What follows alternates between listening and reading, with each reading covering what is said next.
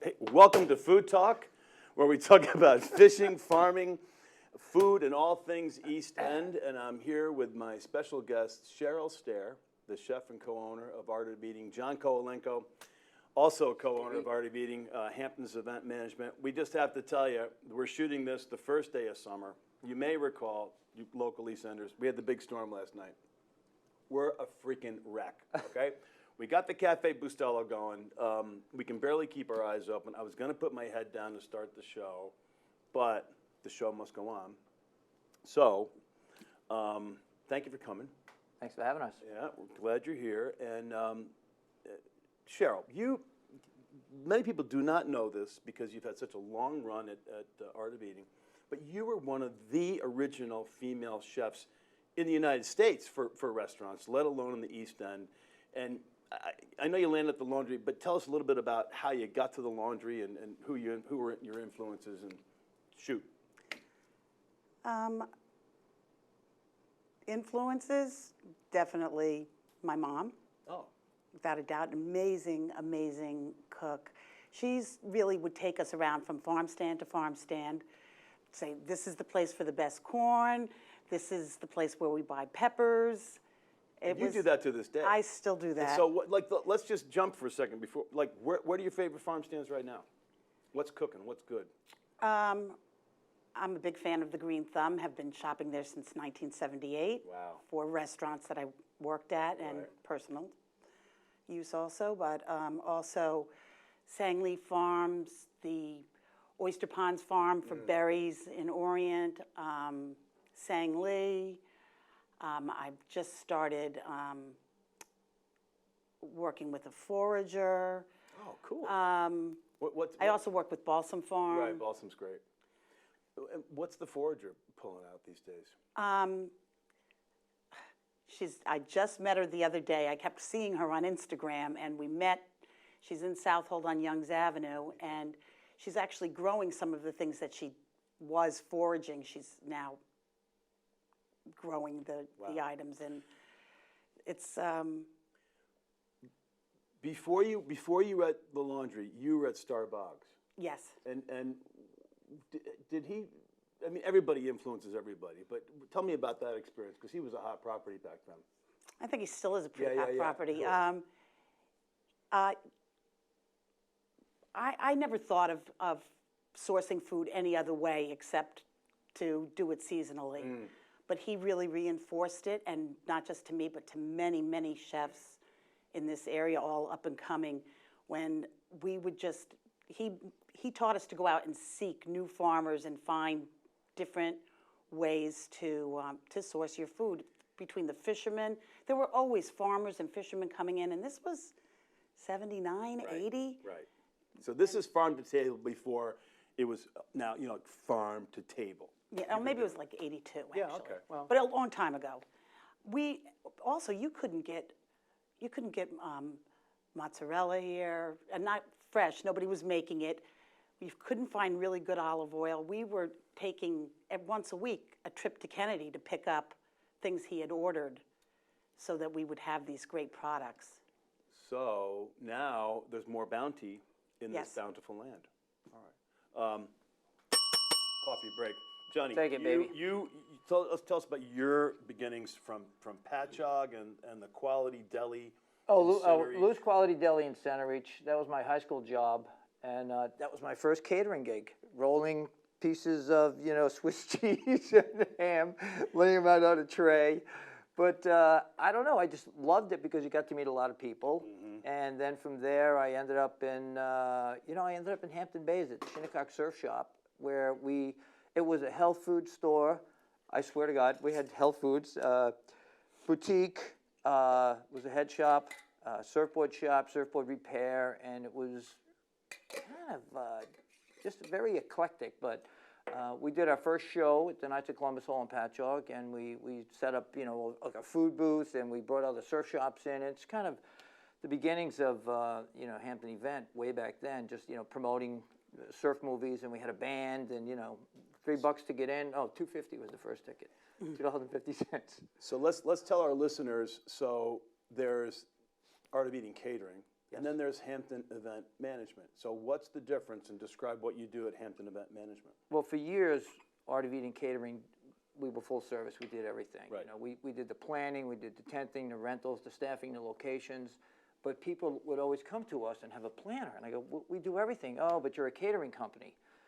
And we thought maybe we need to separate the two of them and start another company, which we did, which is Hampton Event Management. And now it's really blossomed into this whole other entity where we get very involved with larger events. We did the Shelter Island 10K after party this weekend.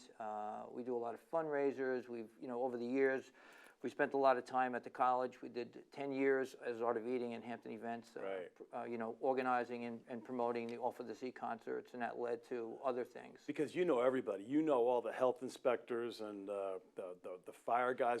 If somebody needs an event, they really should go to you because you're a source for what you need to know when you have an event, besides just the catering part of it. Well, the hard part a lot of times is, going through the governmental forms and filings, like, oh my God, look at this, I got a 9-page application here and I just want to have a little tiny beach party. And having worked with, the fire marshals and the police and, coming up with traffic plans and, knowing the regulations and getting the training, not that it's easy for us, but we know what to look for. Right. And when a client comes to us and say, well, why?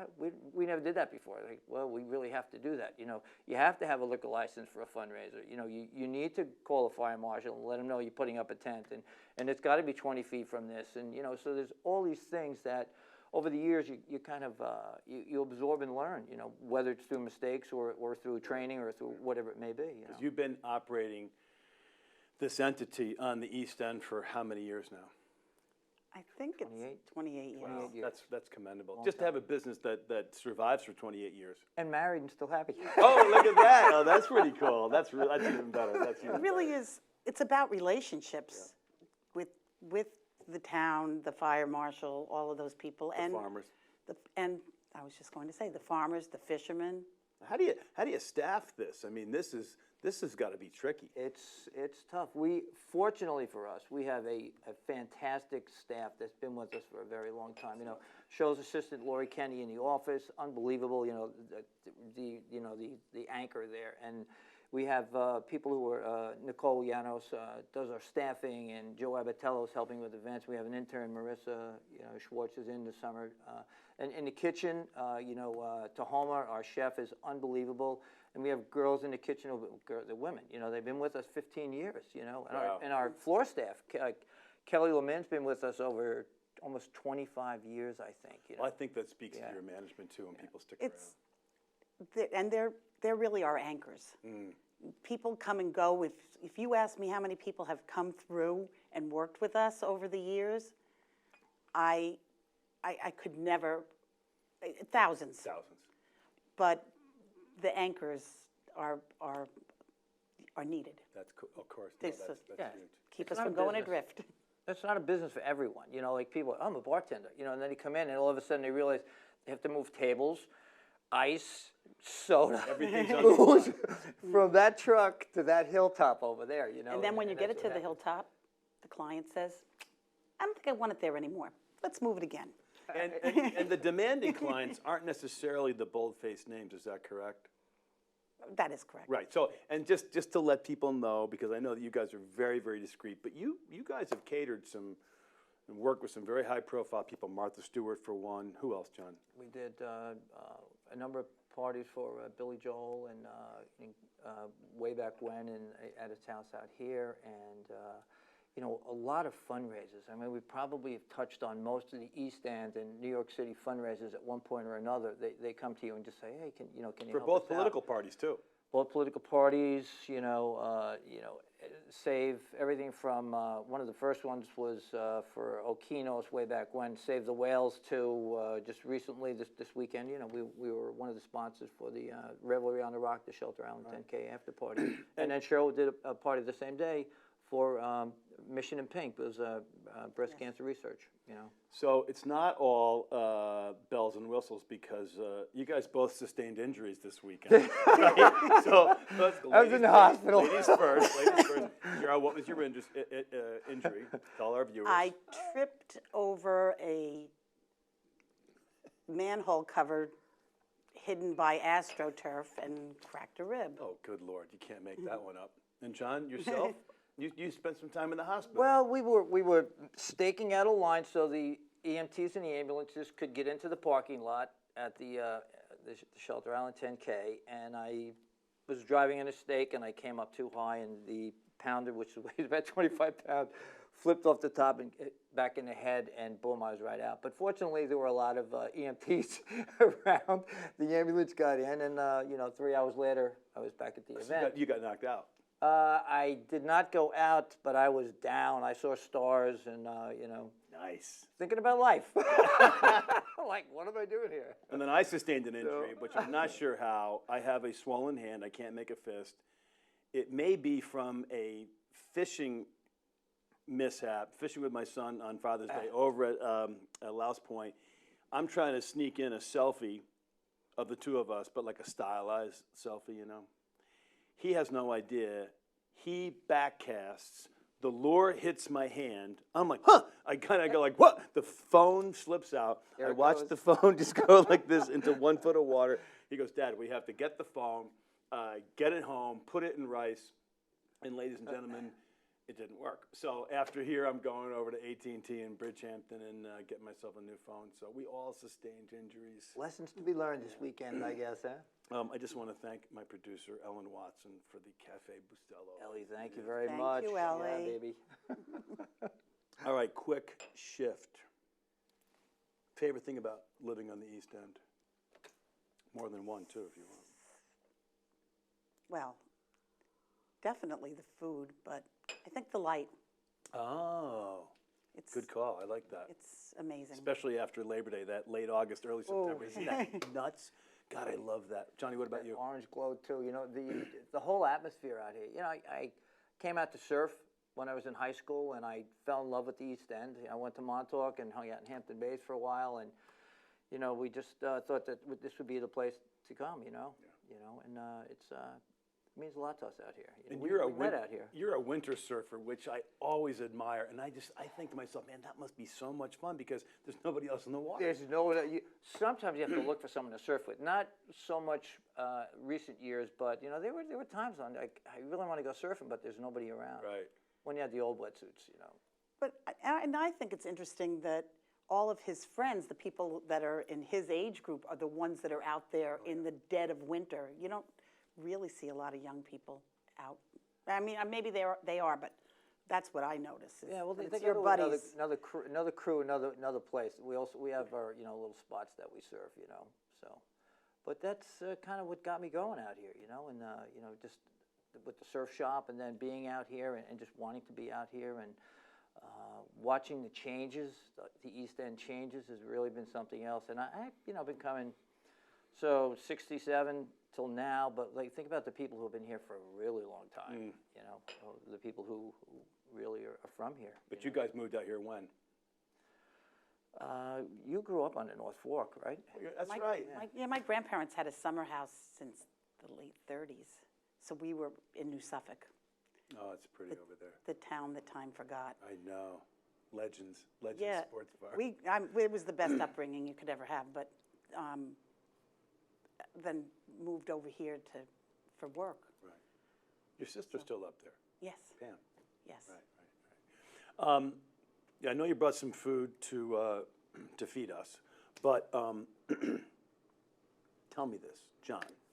5 people in the entire world, history of the world, that you would invite to dinner. Who would they be? I don't know if they're like 5 is tough, man. There's just so many. I think having a conversation with Nikola Tesla would be really interesting. Cleopatra is one I think I would like. Nice. Yeah. Da Vinci. My grandfather, who was a chef at the Waldorf years and years ago, which I recently found out. I thought that would be kind of an interesting mix, and you know, it's just, I don't know. There's just a lot of people there. Brian and Bill Wilson. Very nice. Both in there. Right, very good. Oh, I like that. Okay, All right, so- cool. But Cleopatra cannot bring the asp. Whatever she brings, I'll be happy. I would not come to that dinner. What about yourself, young lady?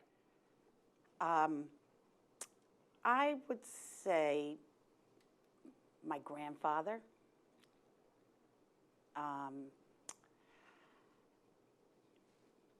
There's the emotional thing of family, Right. Italian family Right. together, all eating Sunday dinner under the tree. But Gravy. yeah, Right. gravy in the grill. Right. But the other people would be, I would think an Indian, from a local Indian from the 1700s, and MFK Fisher. Oh, brilliant. Thomas Jefferson, Ruth Reichel, people from different times Great mix. talking about, so we could talk about what brings people together to eat and where they found food, how they went about this. Oh, these are great answers. I think it would be so much fun to. So maybe a Shinnecock, Thomas Jefferson, Ruth Reichel. This is great. Oh, those are good. What was the other guy? MFK Fisher, Oh, MFK Fisher. And MFK Fisher. who wrote The Art of Eating. That's right. That's right. Yeah. So you brought some goodies for us. Yes. And so let's just switch, you and I, switch spots. Okay. And I might drink your coffee, but no, I won't. I'll give it back. So this is Mecox Farms ricotta cheese. Art Ludlow, thank you very much. Some peas, and we're going to finish it with a walnut vinaigrette. It's on a little spoon, so it's easy eating for a quick, fast hors d'oeuvre. What's this gravel here, Mom? This is Hawaiian black lava sea salt. Yum. Sometimes we do this as a whole dish.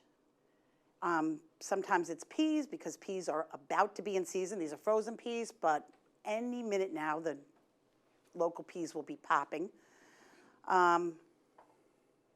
Sometimes we do it with tomato and basil and olive oil. Sometimes it's grilled eggplant and zucchini, grilled figs. So there's a lot of ways to go with this. But today, it has a little walnut dressing on it. And anybody could make this in about 2 seconds. Go to the farmer's market, see Art,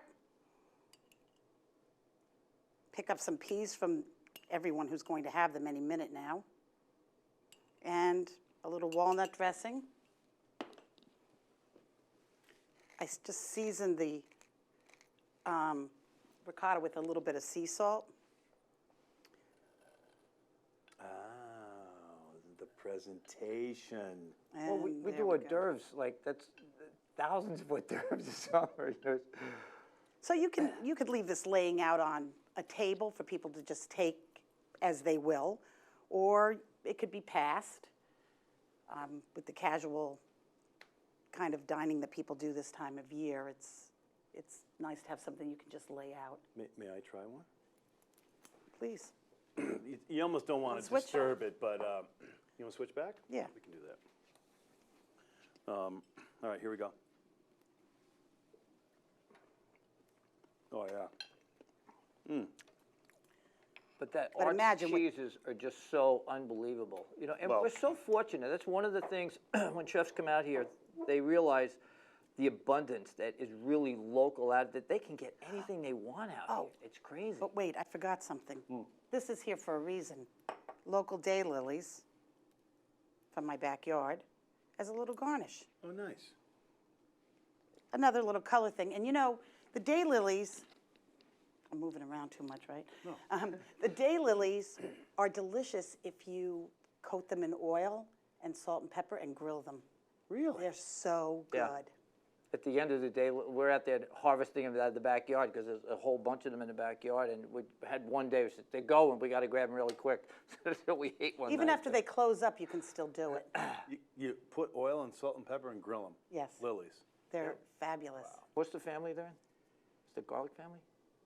I don't know if daylilies are in the garlic. I know garlic is in the lily family, but I don't know if the daylily is the same. Yeah. There's tons Ellie's of shaking her head, garnishes, maybe yeah, yes. that we have, you know, that we, even outside, you know, because we're right next to La Fondita, where, you know, the diner was our, you know, Right. Honest Diner is where, the old Honest Diner is where our location is, and we have, over the years, grown gardens for garnishes, just, is like, what do you have out there? You have Oh, everything. the nasturtiums. Sorrel, lovage, nasturtiums, little Johnny gem Jump Ups. marigolds that taste like lemon and like orange, Little flowers you can get off them for garnishes. borage. You know. You gotta know what you're eating though, because I once ate a flower at a wedding, and my mouth went numb, and for about 4 hours, and I almost had to go to a hospital. Of course, I toughed it out like an idiot. My throat could have seized up, but I think it was a lily.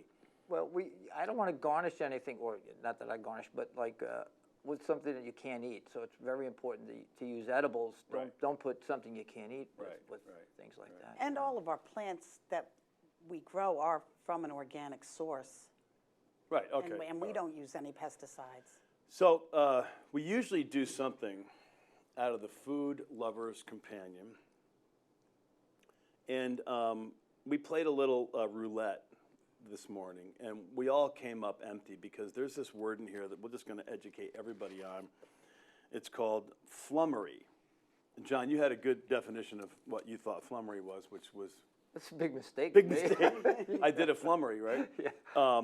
So just technically, flummery is a sweet, soft pudding made of stewed fruit, usually berries, thickened with cornstarch. Cheryl was correct. She says this sounds very British. And sometimes it's flavored generously with sherry or Madeira. So, I don't know, if anybody's trying to sell you flummery, don't act flummoxed. It's just really a little fruit pudding, I guess, right? Yeah. I'm kind of down on that word. Yeah, have a little pudding. You can have one of these. Yeah, oh, yeah. So now this is the real deal. So thank you, John. What a good intro. Cheryl, you brought a little tart, sweet tart, not the candy, but Right.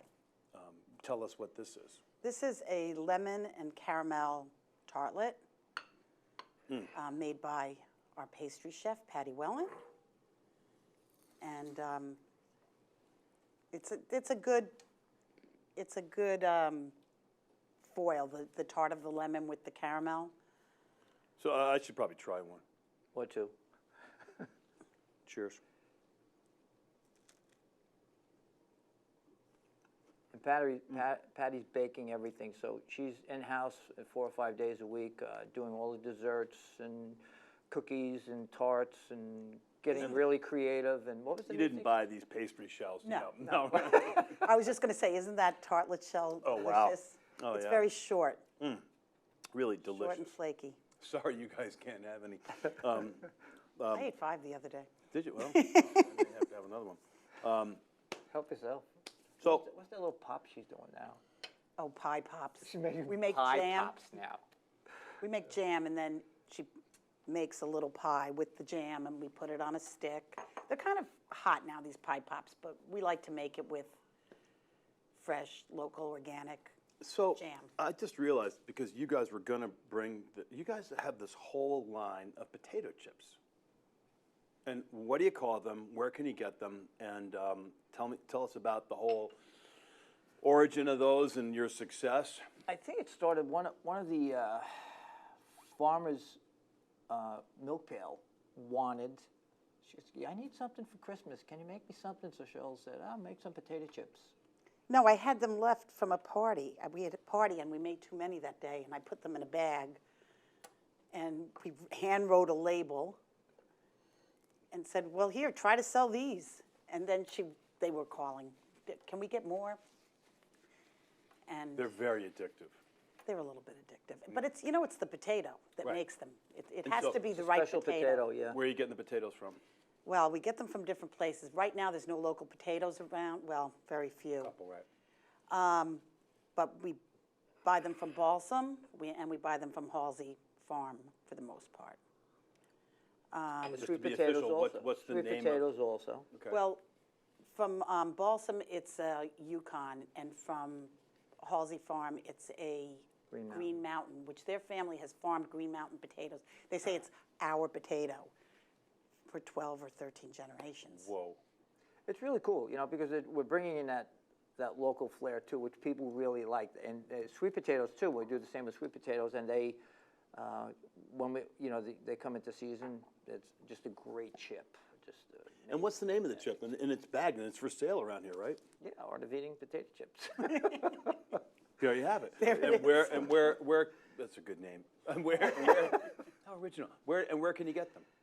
You can start at the Thumb, Halsey Farm, Milk Pail. You know, you can go over to Jack's, Naturally Good, Round Swamp. Brown Swamp. So They selling? yeah, it's we're pushing retirement? 20,000 bags right now. I think. 20,000 bags. That's pretty good. We're kind of winding down. We could go on and on and on because I just love your story of how you are inspired by dishes, which is basically alchemy. You know, you see something, you file it, and then there might be an old recipe, but that's really one of the successes of Art of Eating because all your food has got like this little twist. You know, like, oh, hey, what about a lily on top? You know, so. Steve, we're driving down the road, and I swear I could remember this. Like, all of a sudden we go by, Cheryl's like, they're here, they're here. I'm looking around like, who? She goes, the strawberries. Oh, that's wonderful. But it's like everything is like that, you know, so it's kind of cool.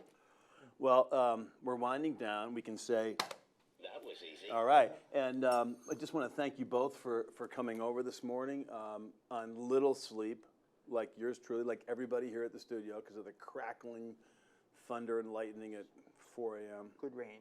It was good rain, though. It was good rain.